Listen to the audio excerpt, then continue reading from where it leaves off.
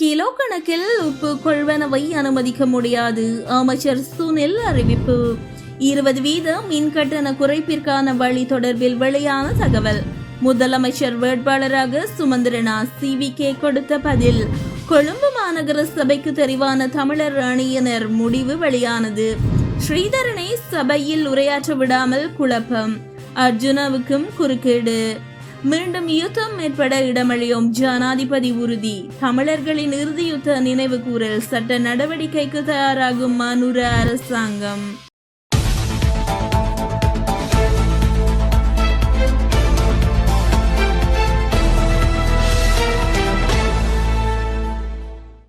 Kilo கணக்கில் உப்பு கொள்வனவு செய்வதற்கு அனுமதி அளிக்க முடியாது என அமைச்சர் சுனில் ஹெத்துனெந்தி தெரிவித்துள்ளார். இலங்கையில் உப்பளங்கள் அமைய பெற்றுள்ள அநேகமான இடங்களில் பெய்த கடும் மழையினால் உப்பு உற்பத்தி பாதிக்கப்பட்டது என அவர் தெரிவித்துள்ளார். எதிர்பார்க்கப்பட்ட அளவில் உப்பு உற்பத்தி செய்ய முடியாத காரணத்தினால் நாட்டில் உப்பு தட்டுப்பாடு ஏற்பட்டதாக தெரிவித்துள்ளார். காலநிலையை கட்டுப்படுத்துவதற்கு அரசியல்வாதிகளுக்கோ அல்லது அதிகாரிகளுக்கோ முடியாது என அவர் சுட்டிக்காட்டியுள்ளார். இதனால் உப்பினை இறக்குமதி செய்ய அரசாங்கத்திற்கு நேரிட்டுள்ளது என அவர் தெரிவித்துள்ளார். எனினும் 1 கிலோகிராம் கொள்வனவு செய்யும் மக்கள் 10-15 கிலோகிராம் எடையுடைய உப்பினை கொள்வனவு செய்து களஞ்சியப்படுத்தி வைத்துக் கொள்ள அனுமதிக்க முடியாது என அவர் சுட்டிக்காட்டியுள்ளார். உப்பு விநியோகத்தை கட்டுப்பாட்டுடன் மேற்கொள்ள வேண்டும் என அமைச்சர் சுனில் ஹெத்துனெந்தி குறிப்பிட்டுள்ளார். இலங்கையில் மின்சார கட்டணத்தை 20% வரையில் குறைப்பதற்கான வழி இருப்பதாக மின்சார நுகர்வோர் சங்கத்தின் பொதுச் செயலாளர் சஞ்சீவ தம்மிக்க தெரிவித்துள்ளார். அவர் மேலும் தெரிவிக்கையில், மின்சார சபை கடந்த 2023 ஆண்டு 57 பில்லியன் ரூபாவையும் 2024 ஆண்டு 144 பில்லியன் ரூபாவையும் இலாபமாக ஈட்டியது. இந்த ஆண்டு ஜனவரி மாதத்தில் 22% கட்டணம் குறைப்பை தொடர்ந்து இலங்கை பொது பயன்பாடுகள் ஆணைக்குழு மின்சார சபையின் 200 பில்லியன் ரூபாவில் இருந்து 51 பில்லியன் ரூபாவை 6 மாத காலத்திற்கு பயன்படுத்த அனுமதித்தது. எனினும் 18 பில்லியன் ரூபாவை மாத்திரமே மின்சார சபை பயன்படுத்திய போதிலும் சுமார் 183 பில்லியன் ரூபாய் மீதமுள்ளது. இந்த நிலையில் எதற்காக மின்சார கட்டணத்தை அதிகரிக்க வேண்டும் என கோரியுள்ளனர். நடப்பதற்கு சாத்தியமே இல்லாத மாகாண சபை தேர்தல் தொடர்பில் சுமந்திரனிடம் கேள்வி கேட்கப்பட்ட போதே சுமந்திரன் தானே முதலமைச்சர் வேட்பாளராக போட்டியிட போவதாக பதிலடி கொடுத்துள்ளார் என இலங்கை தமிழரசு கட்சியின் பதில் தலைவரும் வடக்கு மாகாண அவை தலைவருமான CVK சிவஞானம் தெரிவித்துள்ளார். எதிர்வரும் மாகாண சபை தேர்தலில் சுமந்திரன் வடக்கு மாகாண முதலமைச்சர் வேட்பாளராக போட்டியிட போவதாக அறிவித்துள்ளமை தொடர்பில் யாழ் ஊடக அமையத்தில் நேற்று நடத்திய ஊடக சந்திப்பின் போது சிவஞானத்திடம் எழுப்பிய கேள்விக்கு பதிலளிக்கையிலேயே அவர் மேற்கண்டவாறு கூறியுள்ளார்.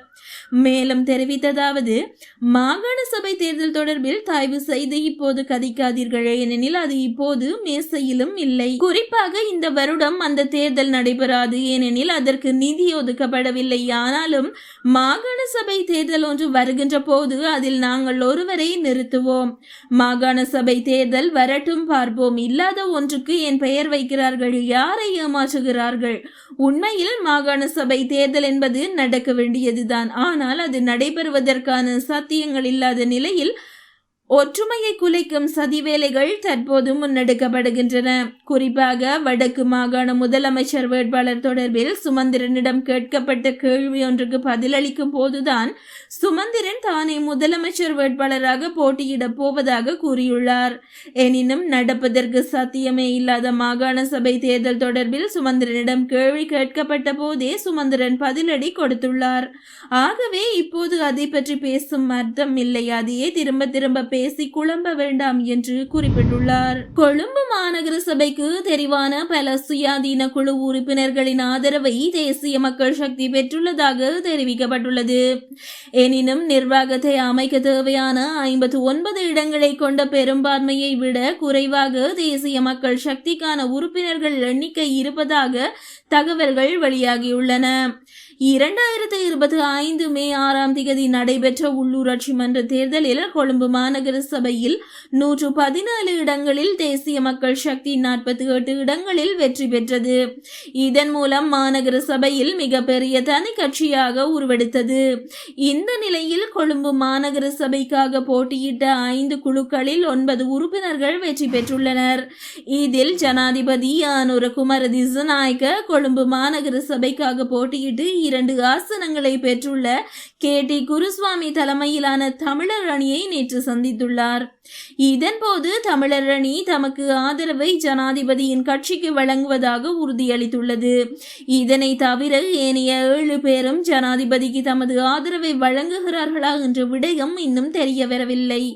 அத்துடன் 59 என்ற பெரும்பான்மையை பெற தேசிய மக்கள் சக்திக்கு வேறு எந்த கட்சிகள் ஆதரவளிக்கின்றன என்ற தகவலும் எதிர்பார்க்கப்படுகின்றது. இதற்கிடையில் எதிர்கட்சியான ஐக்கிய மக்கள் சக்தி, ஐக்கிய தேசிய கட்சி, பொதுஜன பெரமுன, ஸ்ரீலங்கா முஸ்லிம் காங்கிரஸ் மற்றும் ஏனைய கட்சிகளை உள்ளடக்கிய ஒரு பரந்த கூட்டணியை உருவாக்கி மாநகர சபையின் நிர்வாகத்தை கைப்பற்ற முனைப்பு காட்டி வருகிறது. கொழும்பு மாநகர சபையில் இடப்பகிர்வை பொறுத்தவரையில் தேசிய மக்கள் சக்தி 48 ஆசனங்களை கொண்டிருக்கின்றது. ஐக்கிய மக்கள் சக்தி 29 ஆசனங்களையும், ஐக்கிய தேசிய கட்சி 13 ஆசனங்களையும், பொதுஜன பெரமுன 5 ஆசனங்களையும், ஸ்ரீலங்கா முஸ்லிம் காங்கிரஸ் 4 ஆசனங்களையும் கொண்டிருக்கின்றன. சுயாதீன குழு 3 ஆசனங்களையும், சர்வஜன பாலய 2 ஆசனங்களையும், ஐக்கிய சமாதான கூட்டமைப்பு 2 ஆசனங்களையும், சுயாதீன குழு 5 2 ஆசனங்களையும், சுயாதீன குழு 2 ஆசனங்களையும், சுயாதீன குழு 1 2 ஆசனத்தையும், சுயாதீன குழு 2 1 ஆசனத்தையும் கொண்டிருக்கின்றன. அதே நேரம் தேசிய சுதந்திர முன்னணி 1 இடத்தையும், ஏனைய 5 அரசியல் கட்சிகள் தலா ஒவ்வொரு ஆசனங்களையும் கொண்டிருக்கின்றன. இதன்படி பெரும்பான்மை வரம்பு 59ஆக வரையறுக்கப்பட்டுள்ளது. இதேவேளை கொழும்பு மாநகர சபையின் ஆரம்ப அமர்வு ஜூன் 2 திட்டமிடப்பட்டுள்ளது. அப்போது 117 உறுப்பினர்களும் மாநகர முதல்வரை தேர்ந்தெடுக்க வாக்களிப்பார்கள். நாடாளுமன்ற கூட்டத்தொடரில் கடும் குழப்ப நிலை ஏற்பட்டுள்ளது.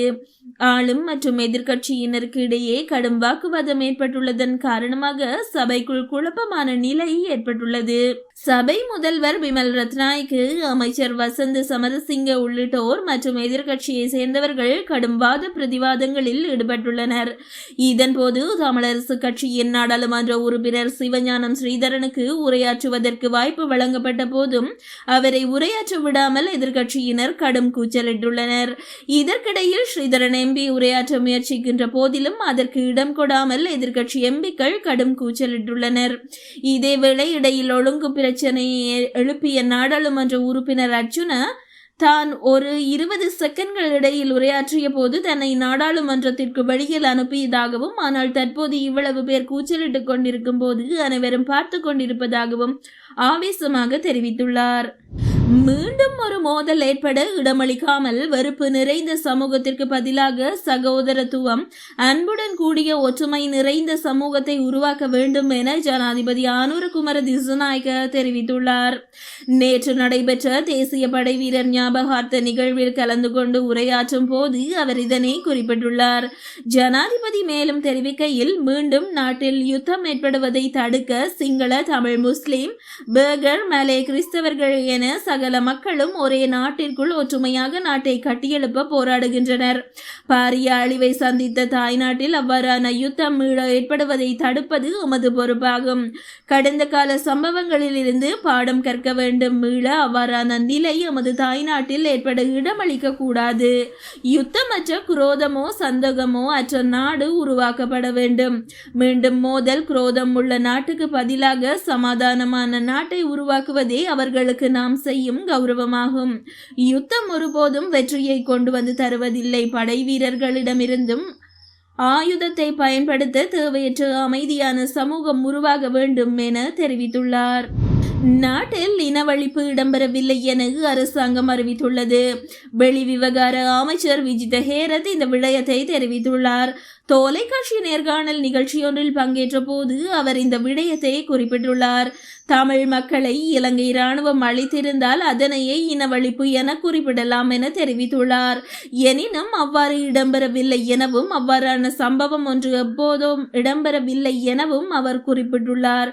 போரின் போது சிவிலியன்களை பாதுகாத்து கொண்டே முன்னகர்வுகள் மேற்கொள்ளப்பட்டது என அவர் தெரிவித்துள்ளார். இறுதிக்கட்ட போரின் போது தமிழீழ விடுதலை புலிகள் பொதுமக்களை மனித கேடயங்களாக பயன்படுத்திய போதிலும் படையினர் அவர்களை மீட்டிருந்தனர் என அவர் தெரிவித்துள்ளார். இலங்கையில் இனவழிப்பு மேற்கொள்ளப்பட்டதாக எந்த ஒரு நாட்டிலும் சாட்சியங்களுடன் நிரூபிக்கப்படவில்லை என அவர் தெரிவித்துள்ளார். கனடா அல்ல உலகில் எந்த ஒரு நாடும் இலங்கையின் இனவழிப்பு இடம்பெற்றதாக கூறினால் அதனை எதிர்ப்பதாகவும் அதனை நிராகரிப்பதாகவும் தெரிவித்துள்ளார். இதேவேளை தமிழீழ விடுதலை புலிகளின் பெயர் அவர்களது சின்னங்கள் போன்றவற்றை பயன்படுத்தி மேற்கொள்ளப்படும் நினைவுகூரல் நிகழ்வுகளில் பங்கேற்பவர்களுக்கு எதிராக சட்ட ரீதியான நடவடிக்கை எடுக்கப்படும் என அவர் தெரிவித்துள்ளார். போரில் உயிர் நீத்த உறவுகளை நினைவு கூர்வதற்கு எவ்வித தடையும் கிடையாது என்ற போதிலும் பயங்கரவாத இயக்கம் ஒன்றை பிரசாரம் செய்யும் வகையிலான நிகழ்வுகளை அனுமதிக்க முடியாது என அவர் தெரிவித்துள்ளார்.